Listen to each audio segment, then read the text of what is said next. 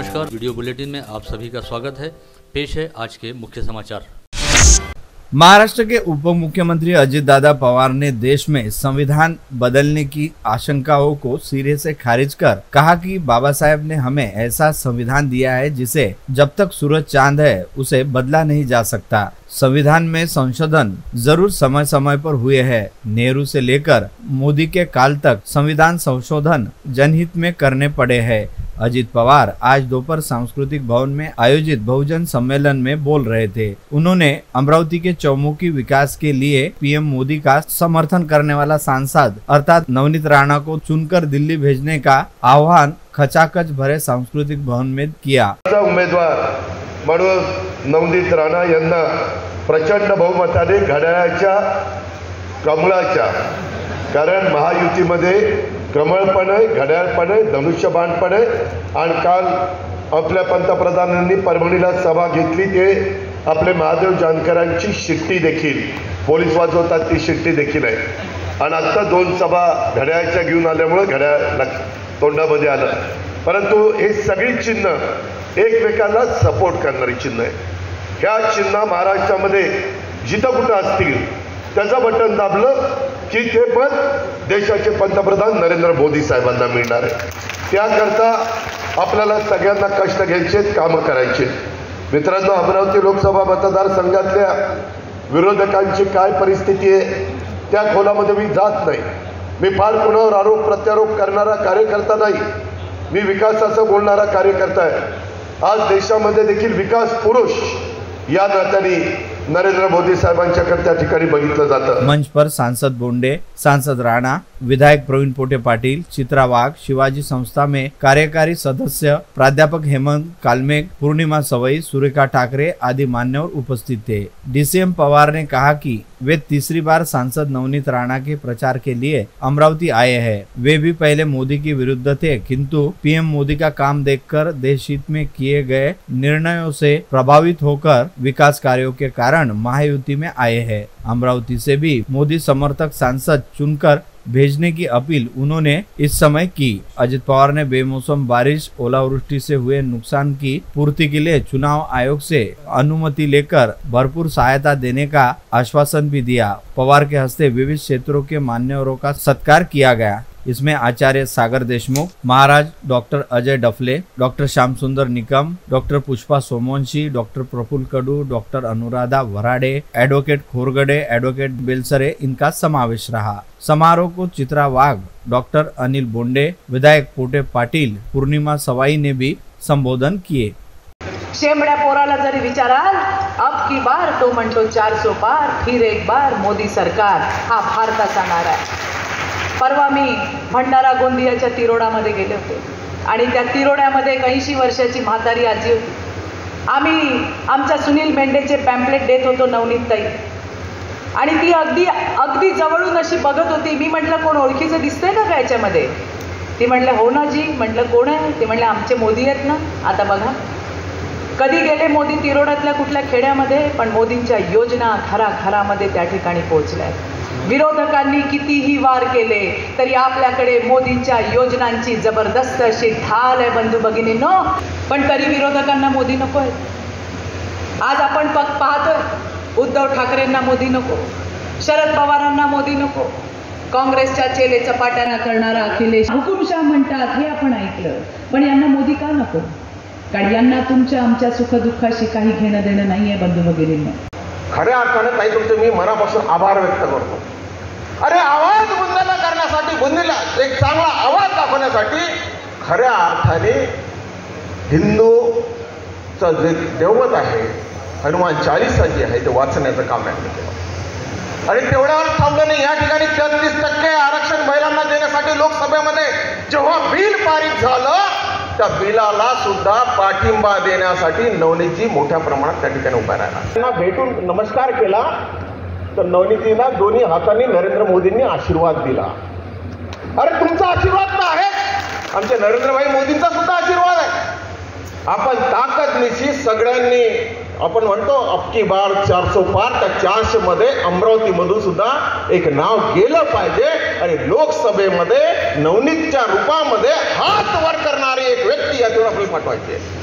हे आपण सगळ्यांनी समजून घेतलं पाहिजे.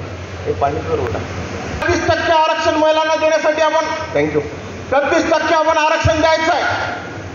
आणि महिलांना 33% का आरक्षण द्यायचं? चूल मूल पुरतं महिलांना मर्यादित न ठेवता महिलांना 33% आरक्षण द्यायचं. ते लोकसभेमध्ये, विधानसभेमध्ये, विधान परिषदमध्ये प्रत्येक ठिकाणी महिला पोहोचली पाहिजे. प्रामुख्याने या ठिकाणी ही सुद्धा महत्वाची भूमिका नरेंद्रभाई मोदींनी घेतली आणि प्रामुख्याने 33%चं आरक्षण पास करून घेतलं. येणाऱ्या काळामध्ये ते आरक्षण सुद्धा लागू होणार आहे. एक मंडळी एक झाली, आपल्यालाही अनुभव येत आहे. ज्या पद्धतीने बारामती पूर्ण देशामध्ये ज्याला स्वर्ग मानले जाते की विकासाची सगळ्यात मोठी नांदी जर कोणी केली असेल ते अजितदादांनी बारामतीमध्ये केलेली आहे. ज्या पद्धतीने संघर्ष आपल्याला तिथे पडत आहे की सगळे एक होत आहे आणि सगळे फोटो सेशन करून मोठे टीव्हीवर दाखवत आहे की काही करा, कोणाला निवडून आणा, पण आमच्या बहिणीला पाडा. त्याच पद्धतीच्या राजकारण माझे अमरावतीमध्ये चाललंय की सगळे नेते विरोधी पक्षाचे एक झाले आहे. घड्याला निवडून आणा म्हणते, पण नवनीत राणाला पाडा. या पद्धतीचं राजकारण चाललंय. अरे नवनीत राणा खासदार बनली पाहिजे, त्याच्या मागचा स्वार्थ एवढाच आहे. कारण देशावर बसणारे नरेंद्र मोदीजी परत 2024 मध्ये देशावर प्रधानमंत्री होणार आहे. अमरावती शहर में आज दोपहर को राष्ट्रवादी शरद पवार गुट के प्रदेशाध्यक्ष जयंत पाटिल पधारे. उनका स्वागत बेलोरा एयरपोर्ट पर शरद पवार गुट के पदाधिकारियों ने किया. वे आज मविया के उम्मीदवार बलवंत वानखड़े के प्रचारार्थ विविध बैठकें लेकर सभाओं को संबोधित करेंगे. इस समय शहर अध्यक्ष डॉक्टर हेमंत देशमुख, युवक अध्यक्ष विनय शाळतिया तथा अन्यों ने उनका बेलोरा विमानतल पर जंगी स्वागत किया. राकापा शरद पवार के प्रदेश युवक अध्यक्ष महबूब भाई शेख 23 अप्रैल को शाम 7 बजे मविवा उम्मीदवार बलवंत वानखड़े के प्रचारार्थ आ रहे हैं. उनकी जनसभा आयोजित किए जाने की जानकारी शहर अध्यक्ष दिनेश आड़तिया ने दी. अमरावती लोकसभा चुनाव के मतदान के 5 दिन पहले अमरावती में ट्विस्ट आ गया. वंचित बहुजन आघाड़ी के जिलाध्यक्ष शैलेश गवई ने कांग्रेस प्रत्याशी बलवंत वानखड़े को समर्थन घोषित कर दिया, जबकि वंचित आघाड़ी ने रिपब्लिकन सेना उम्मीदवार आनंद राज आंबेडकर को समर्थन घोषित कर रखा है. शैलेश गवई ने मीडिया के सामने आकर कहा कि आनंद राज आंबेडकर कार्यकर्ताओं का मान सम्मान नहीं रख रहे थे और भी कारण है. वानखड़े को समर्थन करने के उनके साथ वंचित आघाड़ी के पदाधिकारी उपस्थित थे. आणि ताकदीने त्याच्या पाठीशी राहायला पाहिजे म्हणून वंचित बहुजन आघाडीचे भरपूर सारे पदाधिकारी या भूमिकेसोबत सहमत आहे आणि वंचित बहुजन आघाडीच्या भरपूरशा लोकांना पण या गोष्टीची जाणीव आहे की हे वर्ष शेवटचं आहे, ज्यामध्ये आरक्षण आहे, यानंतर आरक्षण राहणार नाही. आणि समाजातील एक माणूस जो आहे तो ताकदीने पुढे चालला आहे, त्या पुढे चालला आहे तर त्याला आपल्या मार्फत कोणत्याच प्रकारचे अडथळे यायला नको, मतांचं विभाजन व्हायला नको आणि मतांचं ध्रुवीकरण होईल आणि आमच्या सारख्यावरच खापर फुटेल की तुमच्यामुळे येणारी सीट पडली. ही भूमिका आमच्या मार्फत, ही चूक आमच्या मार्फत घडायला नाही पाहिजे म्हणून आम्ही वंचित बहुजन आघाडीचे जे विचार करणारे, सामंजस्य ठेवणारे आणि समजून घेणारे काही पदाधिकारी आहेत ते सर्वजण एक जुटीने असा काहीतरी निर्णय घेऊन राहिलो आहे की आंबेडकर साहेबांना आमचा कोणत्याच प्रकारचा विरोध नाही. आम्ही आंबेडकरांना मान सन्मान ठेवतोय आणि आंबेडकरांच्याच पावलावर चालायचा प्रयत्न करतोय. पण भूमिका अशी आहे की इथे रिपब्लिकन सेनेचे जे उमेदवार आहे त्या उमेदवाराची कोणत्याच प्रकारची चूक नाही आहे, पण उमेदवाराला जे मिसगाईड करणारे लोक आहेत. जैन तीर्थंकर प्रभु महावीर स्वामी की जयंती पर आज सवेरे शहर में पंचशील ध्वज के साथ शानदार शोभा यात्रा निकाली गई. जैन बंधु, भगिनी, बाल गोपाल पारंपरिक वस्त्रों में बड़े उत्साह से शोभा यात्रा में महावीर स्वामी का जयकारा करते हुए उनके संदेश भगवान महावीर का क्या संदेश, जियो और जीने दो का उद्घोष करते हुए बड़ी संख्या में सहभागी हुए. शोभा यात्रा का जगह जगह लस्सी, शरबत, शीतल जल आदि से अगवानी की गई. शहर के प्रमुख मार्गों से शोभा यात्रा गुजरी. सजीव झांकियां भी रही। जन्म कल्याणक फाउंडेशन द्वारा सवेरे 7 बजे राजीबाई जैन धर्मशाला से प्रभात फेरी निकाली गई। प्रभात फेरी और कार्यक्रमों में सर्वश्री की उत्साहपूर्ण उपस्थिति रही।